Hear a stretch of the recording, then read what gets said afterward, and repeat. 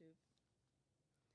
All right, guys. So we're about to start recording the episode. Oh, I forgot my commercials. Moon deck survey. Is it Bunny and Bull or Bull and Bunny?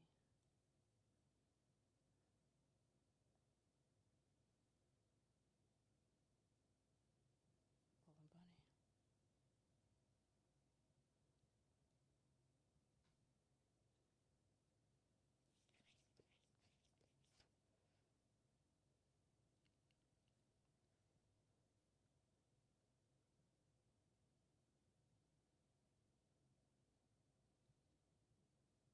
What up, Jay? I think that's it.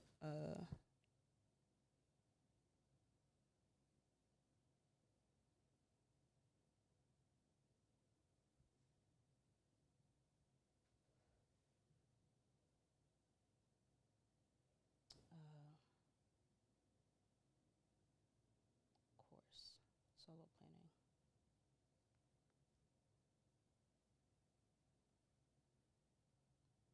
Okay.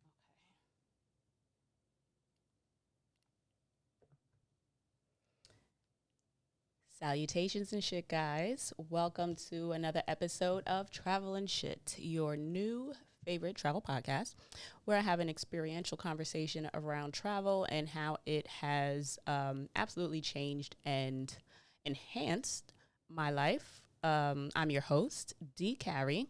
And I don't really like long intros, so I'm going to jump to this week's announcements so that I can get this episode going. Also, because when I tell y'all I have a new affinity for Checkers lemon pepper wings, so fucking good. And I have about 8 more in the bag waiting for the kid, and I'm hungry.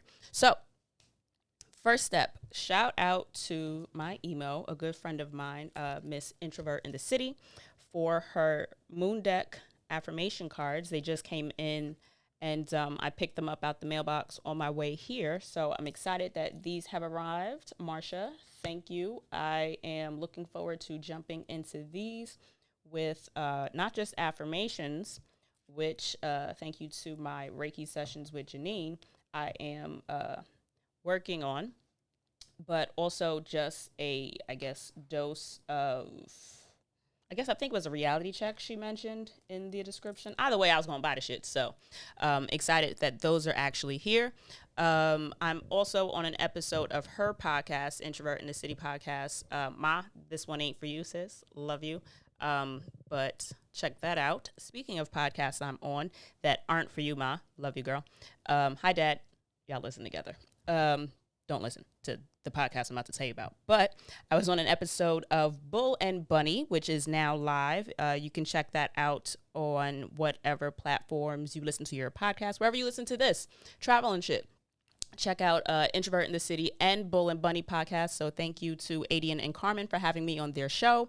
It's about sex. So Derek, you specifically asked about if I had an episode that was similar to Horrible Decisions. And boom, there you go.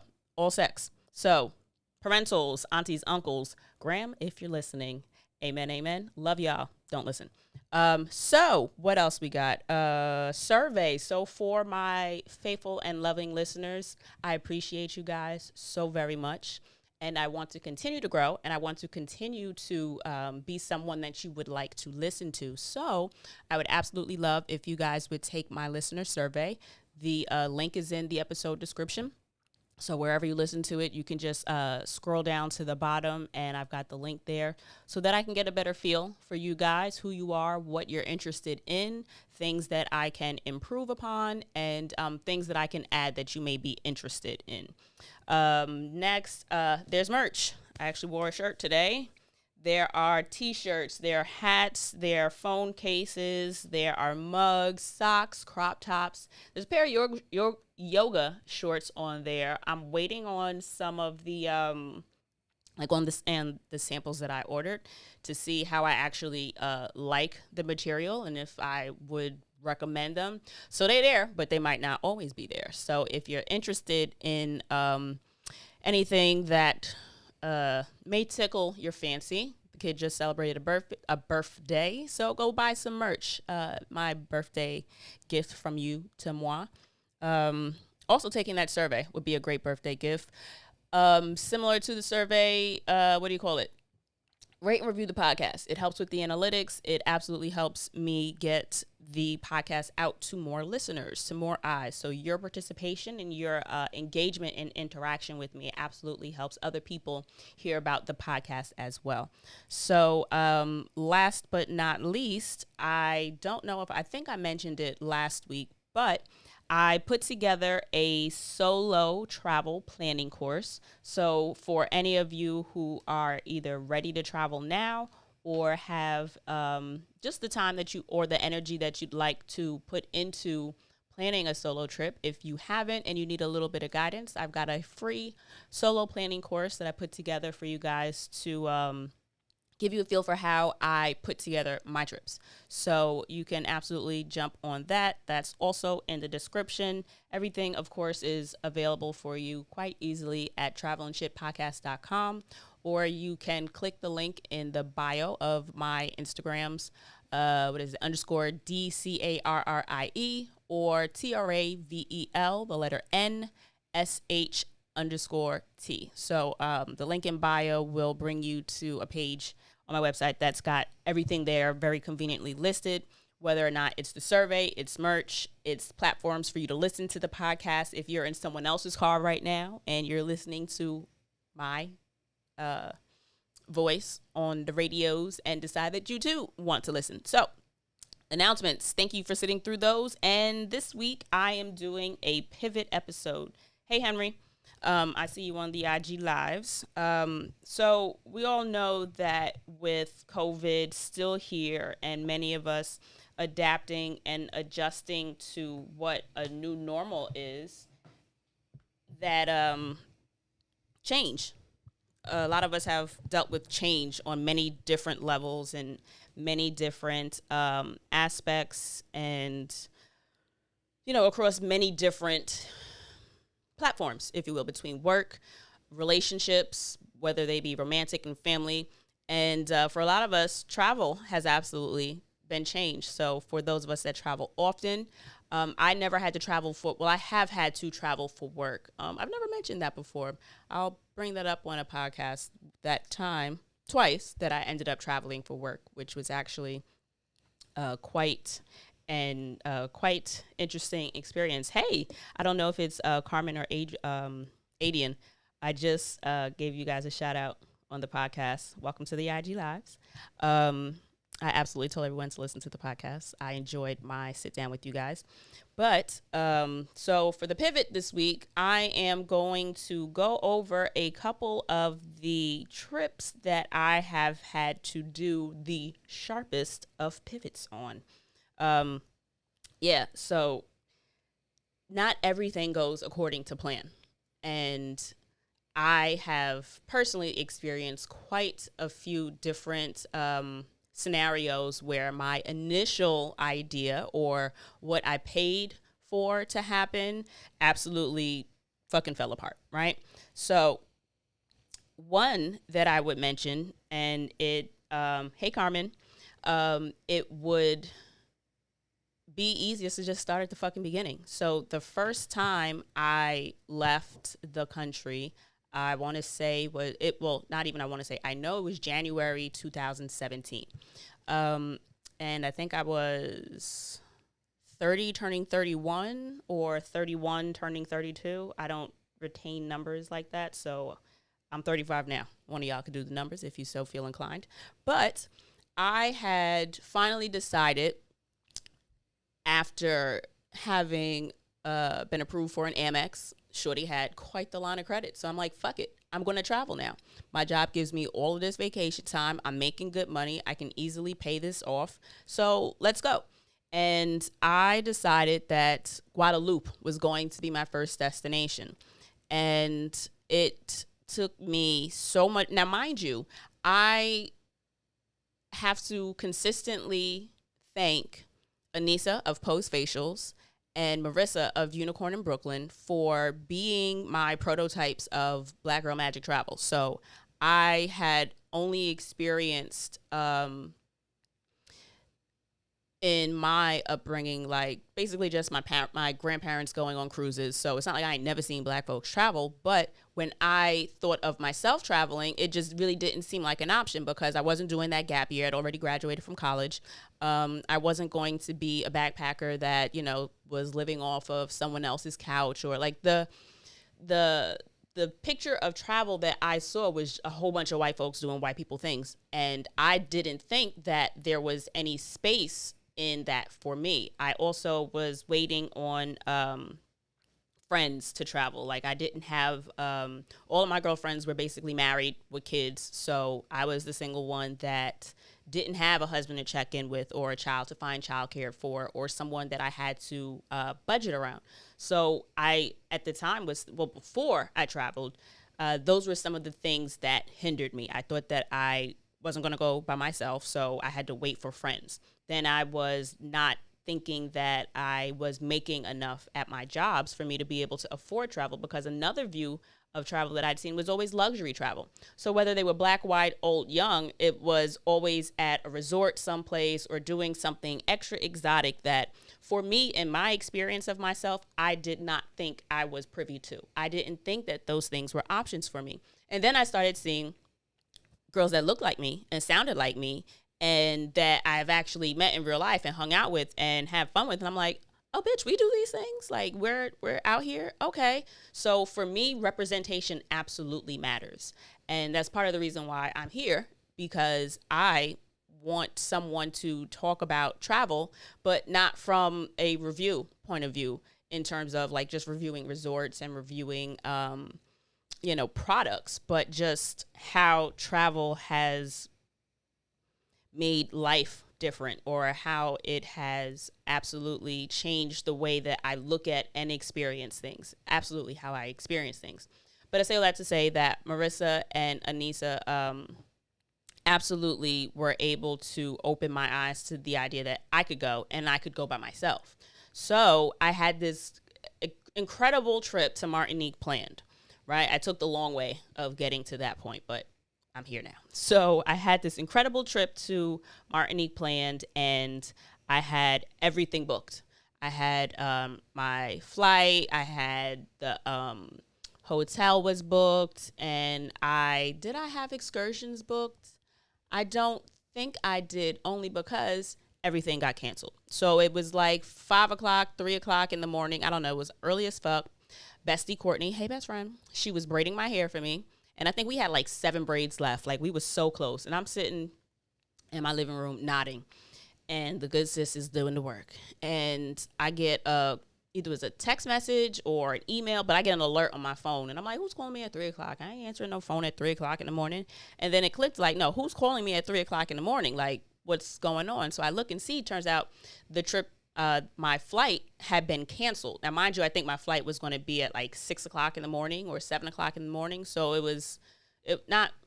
so I wasn't getting my hair braided at 3 for a 6 a.m. flight. Either way, like, I had enough time. I wasn't that crazy. I've never been that nuts. But all that being said, I had gotten an alert from the airline saying that the flight was canceled because something had hit the plane on the ground, I guess on the Martinique side. Don't really matter what side.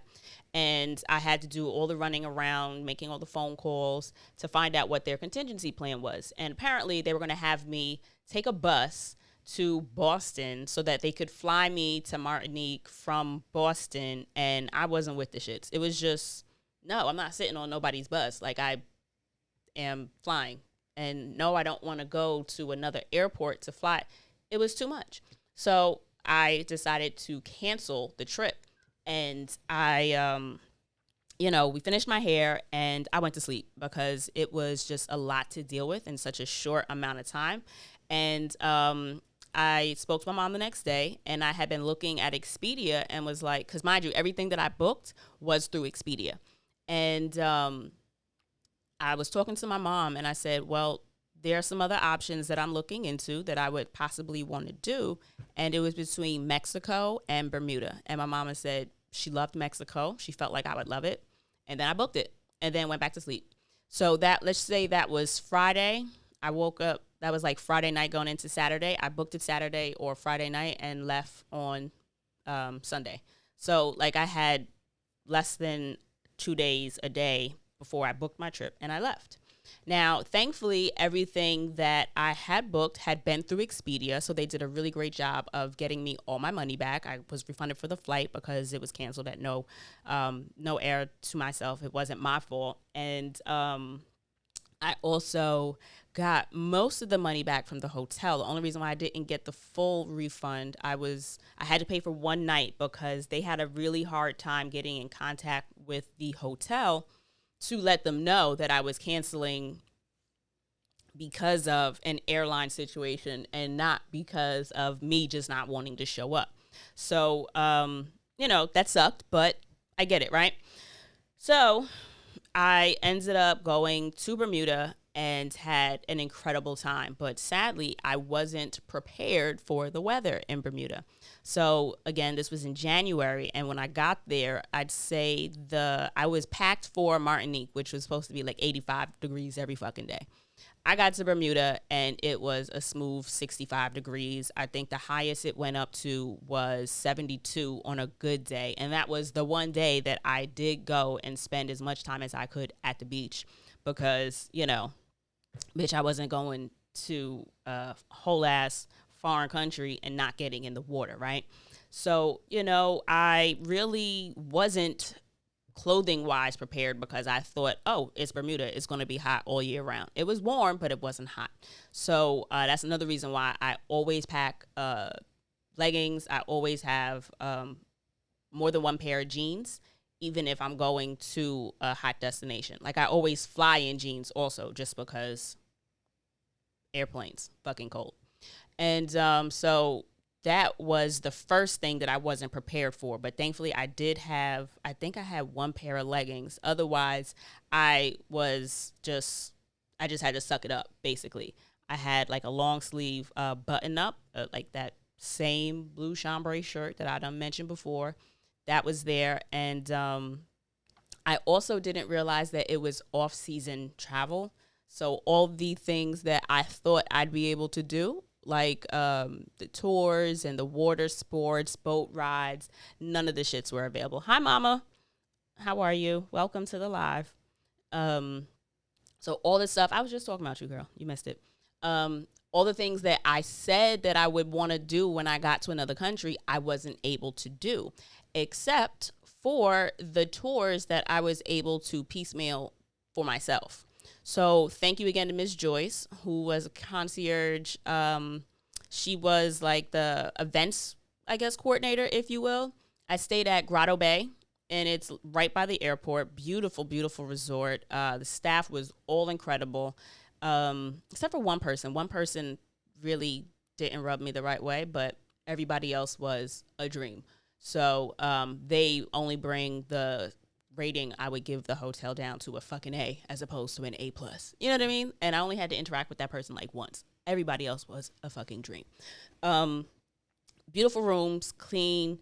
I had a great balcony view of the ocean. It was magic, especially it being my first experience out of the country. But I had told Ms. Joyce that I wanted to experience as much Black history around the island as I could. And she left like a detailed packet of information for me of different locations around the island that had monuments and points of historical significance that I would be able to visit. And I had also mentioned to her that, okay, I was looking at this tour that I can't get to now because they're not servicing the island because of off-season travel and shit. And she was able to really help me navigate, gave me the rundown of the buses, which are wild clean, and I had to do it myself. But with her help, she called the not the African-American, but the Black History Museum there. She called there and had the proprietor stay open late for me. She called while I was there to make sure I got there safely. And it was such a much more enjoyable experience for me because of her help. And I really had a great time, I think, because I had to do it myself.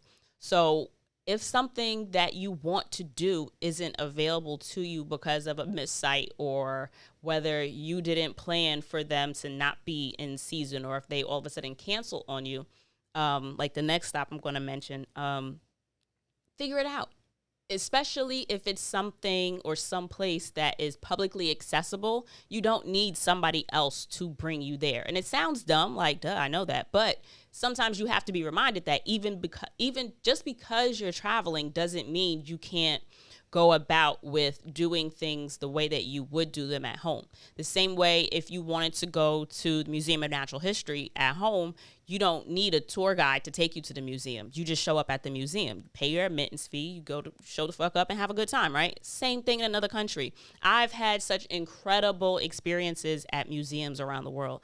My favorite experience, I gotta say, was in Costa Rica, because the kid didn't know there was so much Black history in Costa Rica. But the museum broke all of that shit down, and it was beautiful. And the same way I wasn't able to do a lot of the things that I wanted to in Bermuda, I had an issue with that in Vegas. So I flew in from LA and made friends with my host, came with me, talked about that on Bull and Bunny podcast. Ha, Ma, don't listen to that one. Museum in Doha. I did do a Doha stop, and that's another one of the trips I'm going to mention. But I didn't hit the museum, which in hindsight, I'm pissed, because the museum was directly across the street from the hotel that I stayed in. Anyway, though, thank you for that, Francie Moreo. In Vegas, I ended up having so many things booked that I wanted to do. I had a hot air balloon that I was supposed to jump on, canceled. I had a really small tour, a small group tour to Grand Canyon, canceled. And my friend that came with me was just like, rent a car, I'll take you. When I tell you, I was so disappointed that I wasn't able to do the things that I had intended to do, and ended up having a much better experience, I believe, than I would have had had I gone with a tour group, because I had that flexibility of coming and going as I pleased. I could stop and eat where I wanted to eat, and not at the place that the tour guide decided we should go eat. I was able to, take my time in the different areas that spoke to me. I had someone to take pictures for me, and somebody that I was comfortable with while I was there. So while I was in Vegas, and I don't gamble, so I only spent we spent one day at the casino, just for the experience of being in the casino. But otherwise, I was absolutely there so that I could see the Grand Canyon, Antelope Canyon, and all the incredible national parks that are in the area. And because I had those cancellations, I was able to spend the entire day just driving out there, and had a great time. So yeah, Vegas did not, none of the trip actually happened the way I planned, because I didn't plan to have anybody there with me. But I ended up hitting it off with my host in LA, and they accompanied me. So I was able to actually go out and do things that I would not necessarily have felt as comfortable doing by myself, only because I look at some place like Vegas as like a predatory capital. You know what I mean? And plus, one of my homeboys works, shout out to you. I'm not going to say your name, because I feel like you don't really want people knowing that you work for the police department. But I had him constantly checking in, like, you good, homie? You good? And I was like, nigga, what? Like, yeah, I'm fine. He was just like, bro, it's like basically, Memorial Day weekend, and I'm listening to all the shit on the scanner that's going wrong, and this is exactly what people do to people like you in this area. So I guess it was my naivete, not really being aware of, I guess, some of the stuff that happens in other places. But because I go into every environment as if I'm home in New York, like, it's not as much of a concern for me, in the sense that I always try to be aware of my surroundings, and I'm always, what's the word I'm looking for? Hesitant to trust people. I don't necessarily, I'm not very trusting with strangers. I'm very discerning in my interactions with people.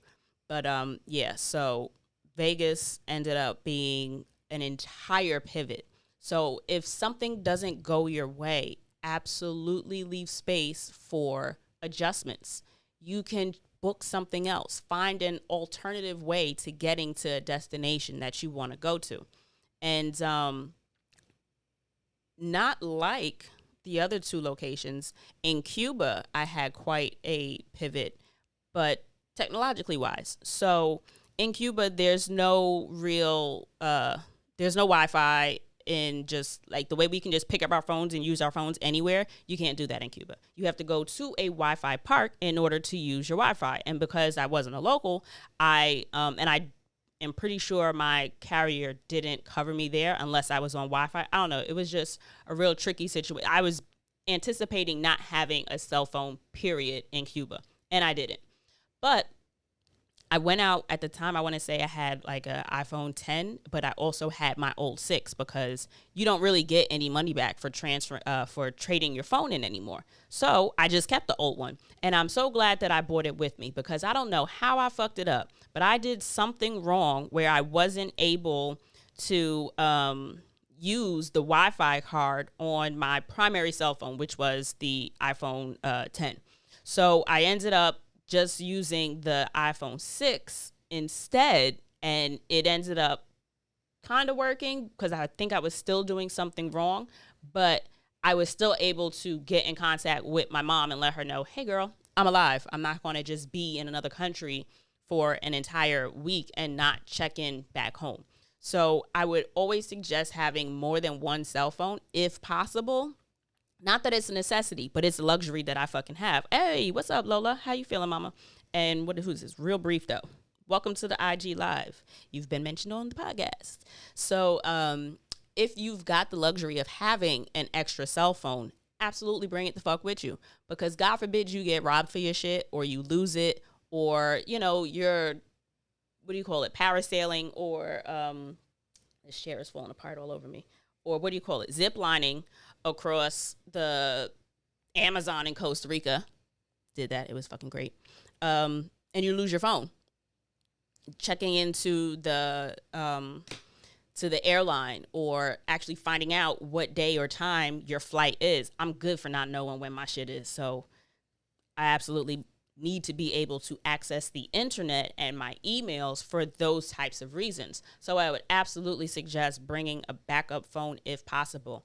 And I know that I would much rather bring, especially if you feel like you're in a real touristy area where you may be at higher risk for being pickpocketed. Like I know if I go to the beach, I'm absolutely bringing my jank phone, my backup.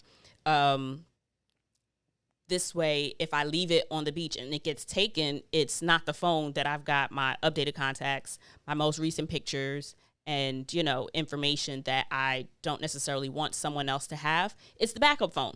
So if I leave it on the beach, which I'm not leaving it out in plain sight, but I'd rather bring that phone and run the risk of having it taken someplace where I feel more at risk because I'm not going to have it with me on my person in the fucking water. So I'm going to leave it with my shit. So bring a backup phone. This way you're able to pivot just in case you do get caught out there and get got for your phone. So Cuba was technology. So you had mentioned in the lives, I was saying that I did visit Doha. Doha is in the Middle East. It's right above, I was going to say it's above Northern Africa. Well, it is, but it's in the Middle East. And Qatar Airways was probably the best flight experience I've ever had. When I tell you the food was so fucking good. And it was probably also one of the longer flights that I've ever had. Doha was my layover before Casablanca. Doha was the layover before Thailand. So I went all the way from New York to Qatar. That was a long flight. I want to say it might have been 12 hours, 14 hours or something like that. I just remember it being the longest flight that I'd ever taken at that point. And in hindsight, I don't know if I've been on a flight longer than 12 or 14 hours since. But I fucked up and I found the desert tour that I wanted to book, but I didn't book it in enough time. I've mentioned this before. I wasn't able to book with any company within like 24 hours to do the camel ride and to do the drive through the desert and all of that shit. I ended up paying like 3 times more through the hotel. Now, the hotel was able to book myself with a, I guess, provider or a tour operator to give me an incredible experience. And I absolutely got what I paid for. So I paid maybe almost $300, I want to say, for a day in the desert. We drove around. He even negotiated a camel ride, because if I would have booked the camel ride with them, I would have had to spend like an extra $150 or an extra $100 for like, I don't know how long the advertised ride was, but he was just like, yeah, it was wild hot. You don't need no hour, but how about we negotiate like 15, 20 minutes? You can get a mile and back or some shit like that, and you'll have had the experience. And I think it ran me like $20. You understand what I'm saying? So I ended up not getting what I wanted because I was given more than I wanted. It ended up being, I gotta tell y'all that I've been so like travel blessed, and everything that I initially had go wrong or like disappointment led towards improvement, if that makes sense. Like every time that I was disappointed with something, I ended up getting blessed with an even better experience that I could have ever imagined. And Doha was absolutely one of those things. I had got hit with jet lag. So even though I'm looking at out the window, and I'd done like a bus tour, because Qatar Airways, I don't know if they still do it, but at the time it was one of those airlines that offered a comp visa and a free city tour if you flew in, and they also extended my layover. So I've mentioned a million times, I strongly believe in layover trips. I've been able to see as many countries in such a short amount of time because I maximize my time in every location, especially when it's a layover. So Qatar was a layover before Thailand, and I ended up being able to experience the city at night. It was beautiful. I would have preferred during the day so that I could see more of what I wanted to see. But at night was nice because I was able to, of course, see all the lights in the city, and it was still a nice experience. But I'd seen different places, the museum being one of them, that I said that I wanted to visit the next day. Well, the next day, the kid was fucking tired. I stayed in the room, had room service come, which was like ridiculously, like uncomfortably nice, which is weird, right? I want to tell y'all the story about when I got lost. It like Doha was a time, y'all. So I almost lost my luggage on that same city tour. They pick you up from the airline. I had just made it to the desk to sign up for the last one of the day. It was Ramadan, and it was dark. I want to say like 5:00 by the time that last tour went out. It was already getting dark. So we finally get on the bus. I only do carry-ons, so I was able to put my luggage under the bus, and I had my backpack with me. And I wasn't sure what I would be, I guess, getting myself into in terms of what the market, because we went to go visit a souk, an open market, during the city tour. Like that was the final stop. So they told us be back at a certain time. So I went and I bought, hey, Talisha, what's going on, cuz? And Savage since 84. Welcome as well to the IG Lives. I ended up getting there. I'm buying jewelry. And when I tell y'all, I was treated so well at every step of the way by locals. It was the tourists that were a little janky. But in the souk, they're also salespeople, so I understand being nice to your customers. But I've also had salespeople that were less than kind to me. So gotta say, I absolutely appreciated the way I was treated in Doha. And so salespeople were really great. They offered coffee, water. I purchased the jewelry I was getting, and even the presentation of it was in like so one of the ring boxes was a rose with like a stem, and then you open up the top of the rose and it's your jewelry or whatever. So really fun experience. And so I'm like, I don't mean to rush you, but I have to be back to meet the bus so that I can go back. Now, mind you, there's 2 different types of visas. you have a conditional visa where you're able to go on this little trip and you can leave the airport and then come back to the airport. And then you have a visa where you're able to stay in the country and not just go on this tour. So the tour proprietor, hey cuz, what's up, Tehran? Happy belated birthday, baby. My Leo cuz. That's the visa that I had. And the tour guide knew that after the trip, I wasn't going to be going back to the airport with them. But I still had my shit on the bus. So I was very aware that I needed to go back to the bus and get my shits.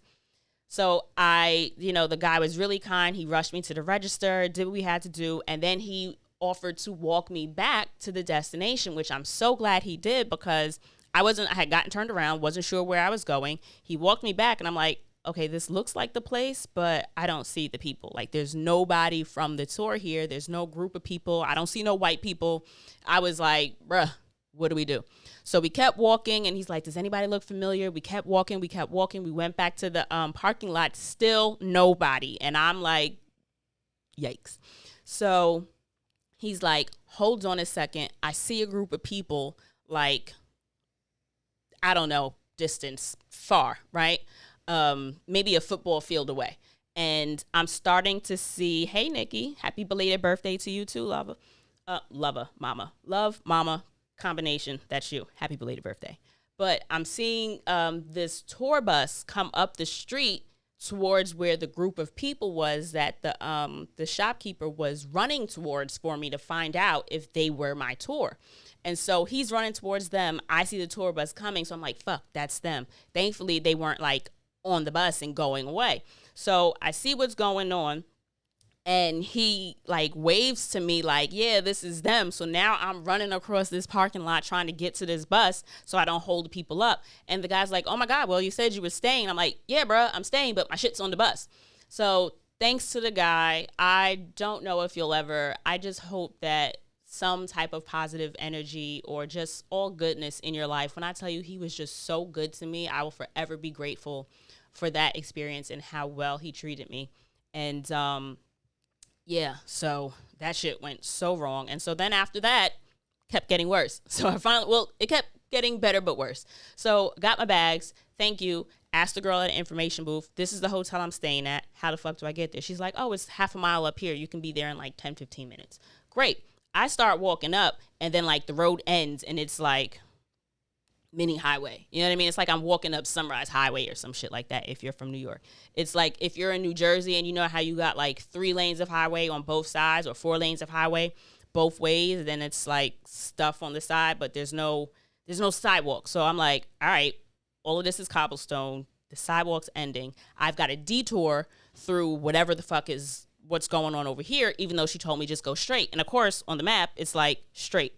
And then I don't have service in certain areas, so I'm not getting updates on where to go. I just keep getting turned the fuck around, and everybody that I try to ask for help, tourists, were just like, just ignoring me. So it was like, I know that it's not far, but I can't get anybody to point me in the right direction. So here I am dragging my, it was a little rough because I'm in back alleys at this point. So I'm in these little tiny streets, no lights, and me just dragging a suitcase looking mad, obviously tourists, which I hate. And I saw one guy that was just sitting like behind a store or something because I'm in the back end. And I'm trying to ask him like, here, like, how do I get here with the language barrier? And he's just like, taxi. And I'm like, no, I want to walk. And he's just like, take a taxi. And I'm just like, but it's close. And he's, I guess, trying to tell me like, don't be that person. But I was that person. And so I ended up, I don't know how I found this like parking lot / back space. It was weird. And so I start walking and then I start to think, okay, great. Here's the hotel in front of me. And I'm walking minding my business. And then there's a car behind me and I'm like, is it slowing down? And you know how like in the movies, you're kind of like, wait, don't turn, don't look. You don't want them, like, don't let them know, because that's when shit pops off. You know what I mean? That's when it's just like, boom. So now we got to act so she don't get away. So I'm trying to like, Are they following me? What are y'all doing? So in the back of my mind, I'm like, all right, so you don't want to overreact. You don't want to panic. But at the same time, I'm like, this might be the time where you to fucking panic, right? So thankfully, I got like to the end of like where the parking lot area was. So I'm like, all right, this nigga's either gonna park, he's gonna pull off, he's gonna do something. But at this point, I can now cross over and out of the parking lot area and then like just cross the street to the hotel.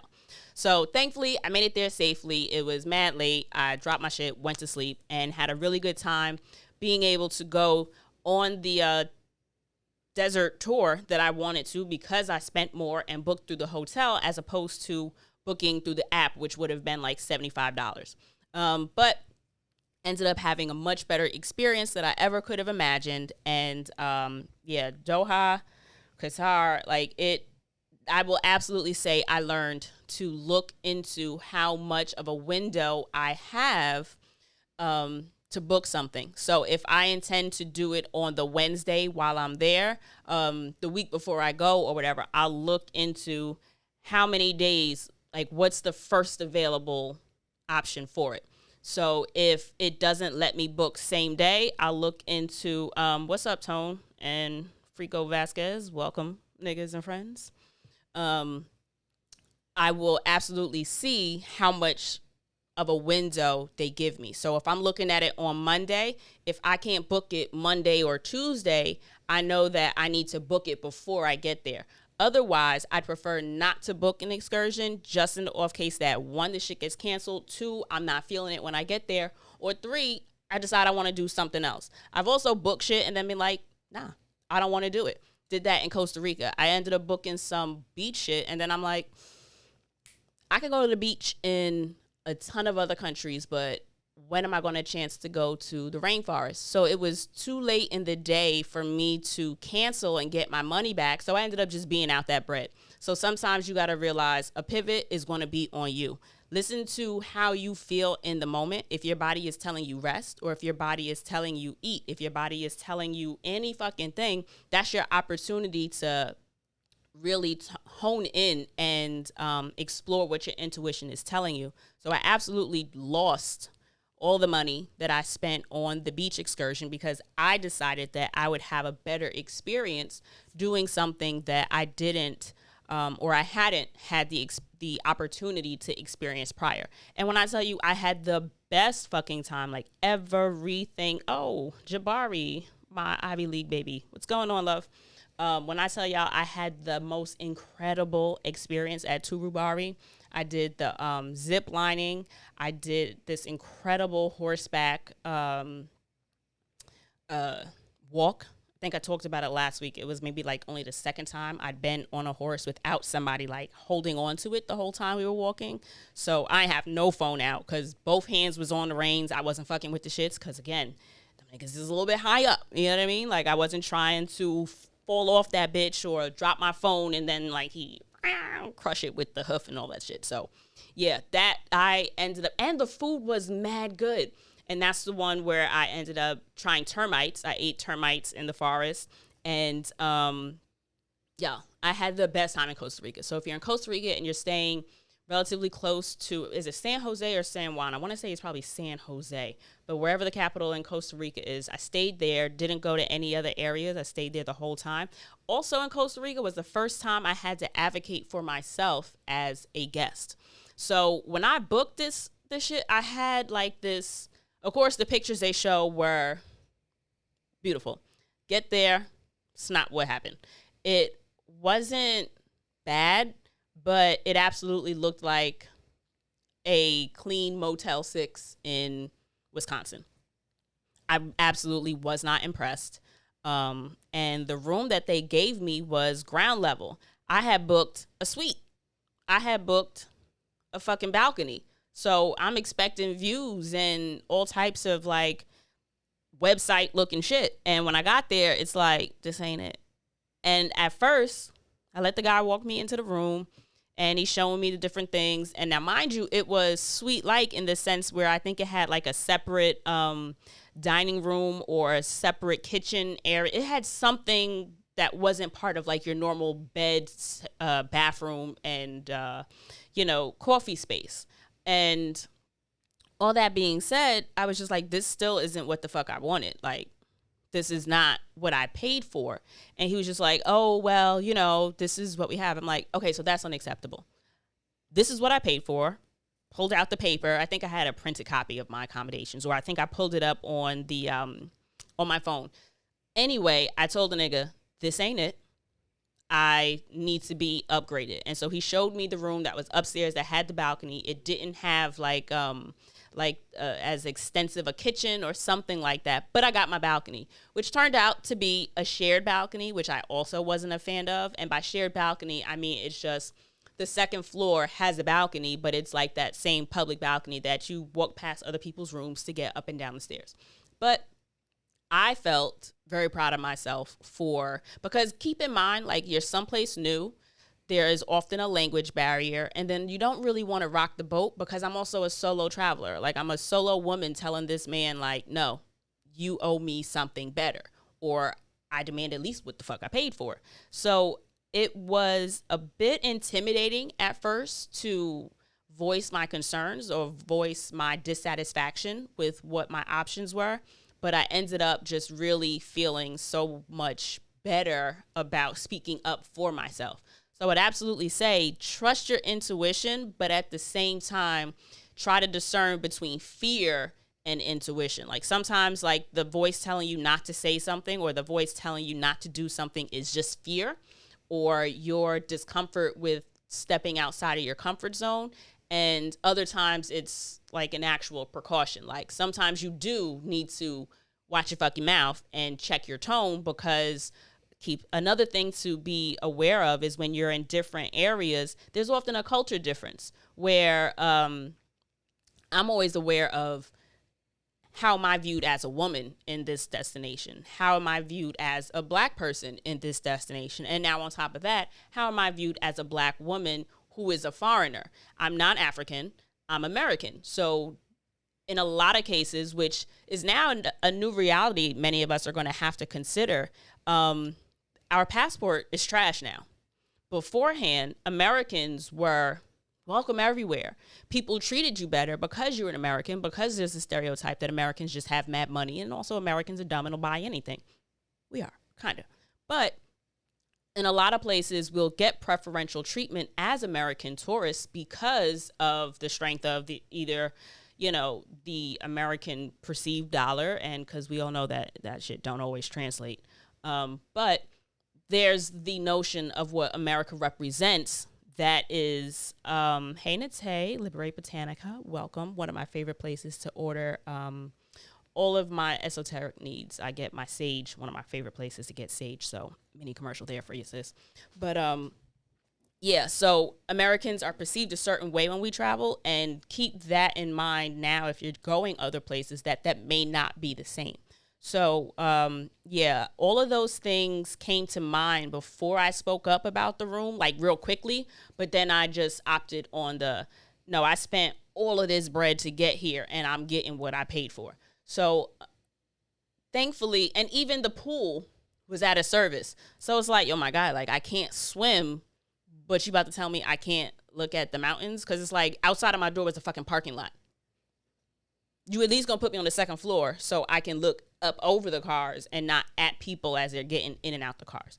But yeah, so Costa Rica, that was quite the shift. I mentioned Cuba, I mentioned there, and so the last place that I'll bring up is good old London. I had a terrible arrival experience.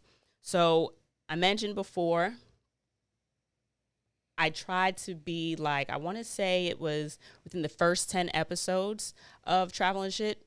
Go back. I can't remember the episode title, but it was with Terry O. I grew up with Terry, and we had been talking, and he was telling me about the time that he went to California with nothing planned. He didn't have nowhere to stay. He didn't have anything booked. Like, he just showed up and went with the shits. And I said, I would like to try that. Well, it didn't really work the way I expected it to, because when I showed up, I landed in the airport. Not only was the kid tired as fuck, I had overdrafted in the bank. I had no room booked. I had absolutely nothing planned. So I spent about 4 hours probably in the airport crying. Shout out to my dad. As much as I love my dad and I'm absolutely a daddy's girl, he's not always the best at consoling me because he's just like, well, what are you upset about? Or, like, but my dad really came through.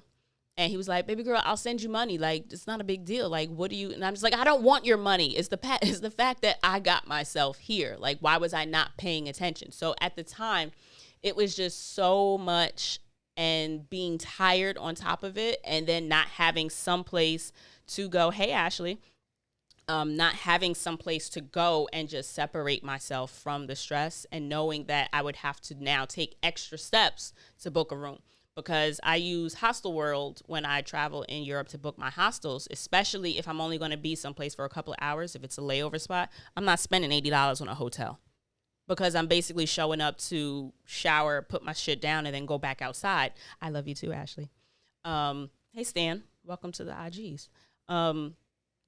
So I will absolutely always opt for a hostel, but Hostel World, a lot of the places don't accept Amex. So I had credit cards, but I really didn't I wasn't really thinking clearly. I was stressed, and I ended up just booking the hostel that my brother had stayed in a few years prior, which I was hesitant to do because they didn't have any all-female dorms. I'd also never stayed in a co-ed hostel before, because all the places that I had chosen previously had all-female dorms with the bathroom right inside the room. So this was going to be the first time the bathroom was in the room, but it was co-ed. And so in my mind, I'm thinking I'm going to get a lot of these bro white boys that are just going to be mad disrespectful. And I had like worst case scenario on repeat in my mind. Ended up just giving in. I booked it. I showed up. I, again, took the train there and walked my way from the train station to the hostel. And I had got inside and really planned to just stay there and like just be miserable. And I had cash on me. So, ultimately, I could have just tried to pay cash when I'd gotten there. But I had a plan in my mind for how my no plan arrival was going to work. It sounds crazy, I know. But this is another reason why I travel so well solo, because things make sense to moi. And I don't have to worry about how I'm going to translate that to other people, right? So that's why I do well solo, because I don't have to make sense of what's in my mind. Like, it makes sense to me, but I know that if I try to explain to somebody else, it ain't gonna work out as well. All that being said, my no plan wasn't going according to plan. And by the time I got there, I was over the shits. And thankfully, I had a really good friend group, especially shout out to Sharmila, who was just like, girl, you didn't get to a whole ass Europe to stay your ass in the room. Leave your bags under the bed and go outside. At this point, it had started getting dark. I want to say it was probably like 5 or 6 or so.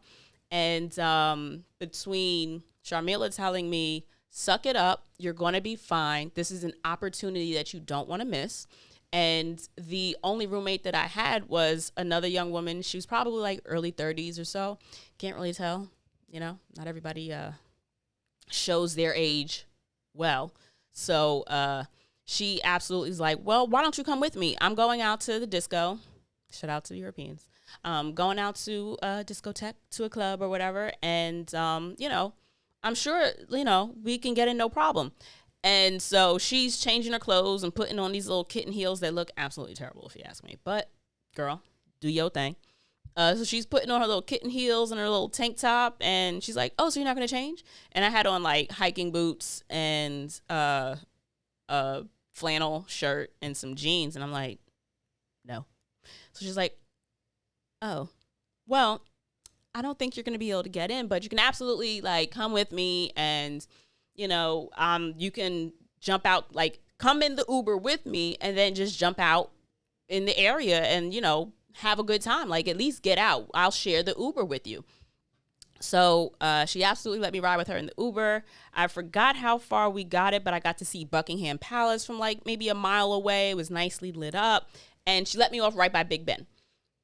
So got out, shit's under construction, and it ended up not being anything that I planned because I ended up just walking around the city at night And I stopped in a couple of little shops, got like some magnets or something like that.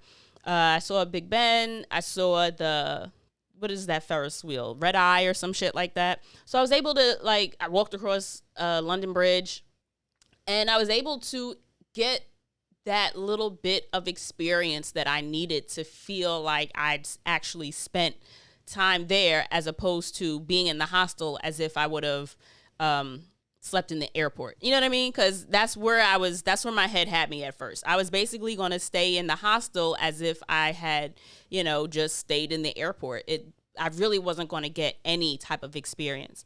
And then I ended up going to the hostel I was at, had a bar / club downstairs. Went down, had a bomb ass burger. That shit was good. And when I tell you I wanted to fight this one bitch that was down there, I mean, I'm not a fighter at all. I ain't never had a fight in my life, but that might have been the fucking day. I don't like, this is why I don't do nightlife, because I don't like crowds. I don't like being touched. I don't like people all over me and all around me. And when I tell you this bitch was disrespectful, like, I really, really, really wanted to let her have it. But again, I'm solo in another fucking country, and the last thing I want to do is be arrested alone.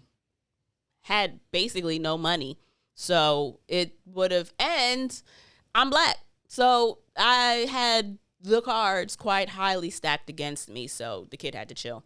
And I'm a lover, not a fighter anyway. But yeah, so I had quite, like, the entire trip was pivot because I had nothing planned. And even though I had nothing planned, in my mind, I had a certain level of expectation of what I was going to be walking into, and none of that was the case. So I use all of my experiences to impress upon you that, and then one thing that I will mention before I close out is there have also been plenty of trips that I've gone on where I've had all of these plans and ideations of seizing the day and getting outside and then loving on the sun and experiencing the town that I'm in, where I said nope and rolled over and went back to sleep. That absolutely happened in Thailand. I went to Phuket and woke up one day and it was just raining, and I just didn't feel like being bothered with rain, so I wasted an entire day. Same thing in Tel Aviv. It ended up raining and I didn't really want to be outside in the rain. And it's not like when it rains all day. And even if it rains, it ain't like the rain is going to hurt you. It's fucking water. Put on some boots, get an umbrella, and go the fuck outside. Like, I've gone to work in the rain. I've gone and run errands in the rain. Like, it's not like rain has to stop you. But I will also say, when your body tells you to rest, give in. Because remember that even though travel is more than vacation, absolutely consider the vacation aspect of it and the rest aspect of it. You don't want to get back home and realize that I never really, separated, or I never detached. I never gave myself enough space, time, or leeway to really rest. And I think that that's one of those things that will or can often get missed in travel experiences. So I would absolutely say that sometimes you miss the mark on what you plan. You plan to get up and you plan to do something every single day. I'm about to lose you guys on IG, but thanks for joining me for this week's episode. Make sure to listen back. But sleeping in is the fuck okay. If you want to sleep in, your time off of work is absolutely the time to sleep in. So I would definitely encourage you to not beat yourself up, to give yourself grace, to listen to your body when you're traveling and give it what it needs at the time. So not everything has to be go, go, go. Not everything has to be do and experience. You're allowed to rest. So, and this is coming from Ms. Do the fucking most. I will go on a 5-day trip and see 3 different countries. But it doesn't have to necessarily just be you going and doing. You get to be also. So absolutely make sure that you stay open to the experience of the now and how you're experiencing yourself in the present while you're there. And when things don't go your way, don't look at it as always a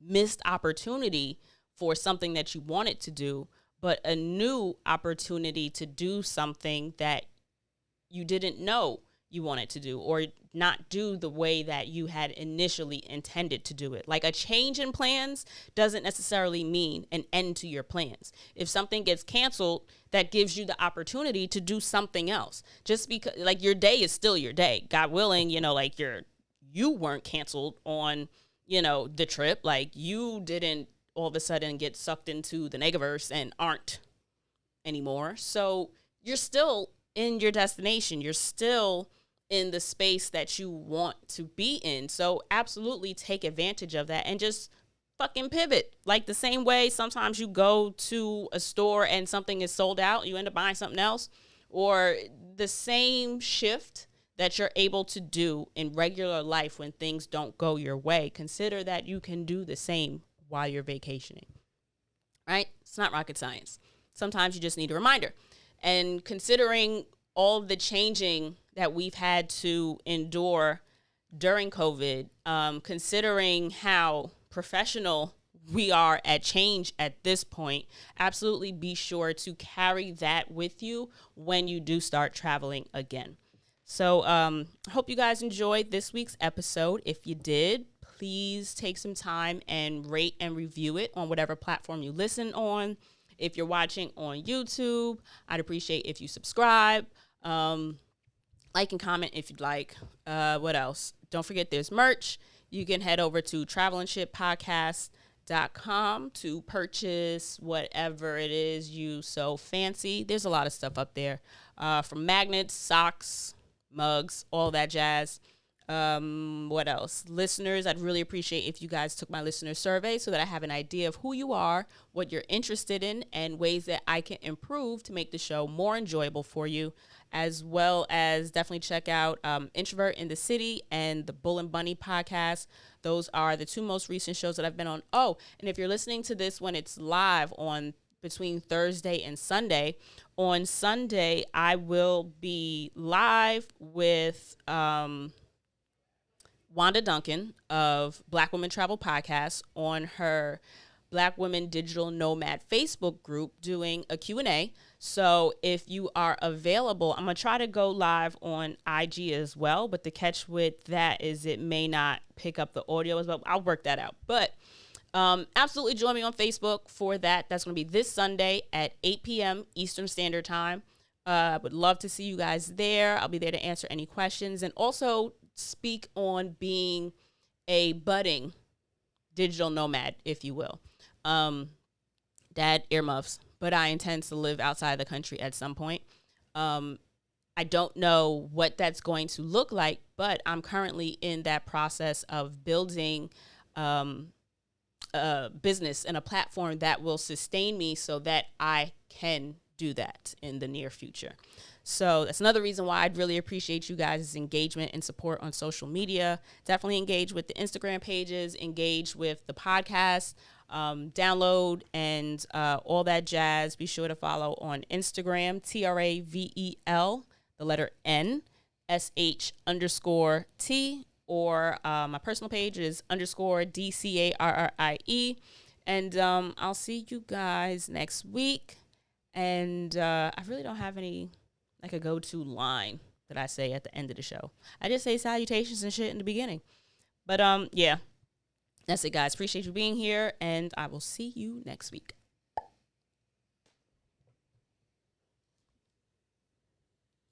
Bye, YouTubes.